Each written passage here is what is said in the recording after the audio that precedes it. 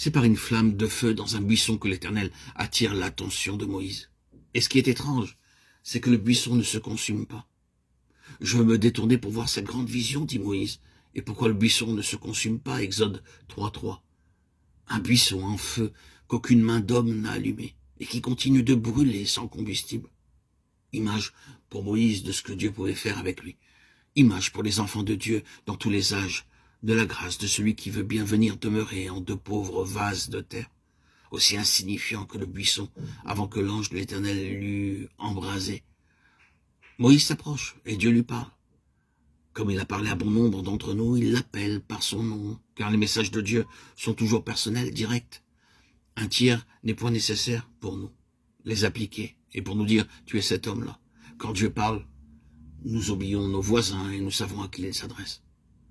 Mais il faut que Moïse sache que c'est une chose extrêmement solennelle que de rencontrer Dieu, même lorsque ce n'est pas encore face à face. Moïse, le lieu sur lequel tu te tiens est une terre sainte. Terre sainte. Alors qu'un instant auparavant, c'était un terrain ordinaire. Terre sainte, à cause de la sainte présence du Dieu de gloire. Si quelqu'un souille le temple de Dieu, Dieu le détruira. Car le temple de Dieu est saint, et vous êtes ce temple. Oh, combien il est nécessaire que nous nous souvenions de cela.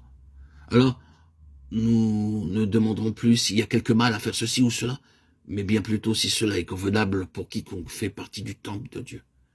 Si Dieu demeure en nous comme il demeura dans le buisson, sa sainte présence illuminera même les choses ordinaires et les embrasera de la gloire du ciel.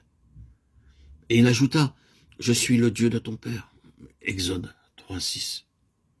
Ce Dieu qu'avait rencontré Abraham et devant lequel il s'était prosterné, ce Dieu que connaissaient aussi Isaac et Jacob, ce même Dieu rencontrait maintenant Moïse et lui disait « Je suis Dieu ». Alors Moïse se cacha le visage, ce n'était pas encore l'heure de la communion face à face. « J'ai vu la souffrance de mon peuple qui est en Égypte, dit l'Éternel, et j'ai entendu ses cris. Je connais ses douleurs, je suis descendu pour le délivrer. » Exode 3, 7, 8. Je suis Dieu et je suis venu pour délivrer. L'Éternel est le grand « Je suis », car il est l'Éternel présent. Pour les âmes dans la douleur et l'affliction, son cœur est toujours le même. L'Éternel Dieu est immuable, sans ombre de changement. Nous avons besoin de rencontrer Dieu afin qu'il nous ouvre son cœur et nous laisse voir son amour et ses compassions pour un monde perdu. L'amour qui a donné le Fils unique pour notre salut. Qui mesurera jamais l'amour manifesté en Golgotha? Le Père consentant à la mort de son Fils, le Fils consentant à la séparation d'avec le Père par la croix.